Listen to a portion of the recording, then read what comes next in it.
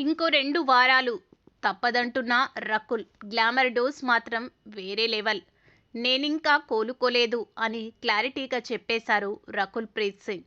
ఇంకో 2 వారాలు పూర్తయ్యాకే మామూలు మనిషినయ్యే అవకాశం ఉందన్నారు. అప్పుడెప్పుడో నడుం పట్టేసిందన్న రకుల్ ఇంకా ఆ పెయిన్‌తోనే ఇబ్బంది పడుతున్నారా? ఇంకేమైనా కాంప్లికేషన్స్ వచ్చాయా?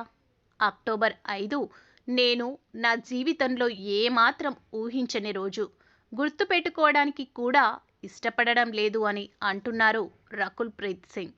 ఆ రోజు ఉదయం దాదాపు 80 కిలోల వెయిట్ ఎత్తారట రకుల్. అప్పుడే వెన్నునొప్పి మొదలైనా పట్టించుకోకుండా వర్కౌట్స్ కంటిన్యూ చేసి షూటింగ్కి వెళ్లారు. ఆ సాయంత్రం ఇంటికి వచ్చేసరికి విపరీతమైన వెన్నునొప్పి.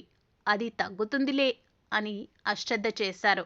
ఇంకో 2 వారాల్లో నార్మల్ అయిపోతాననే ఆశ నన్ను నడిపిస్తుంది.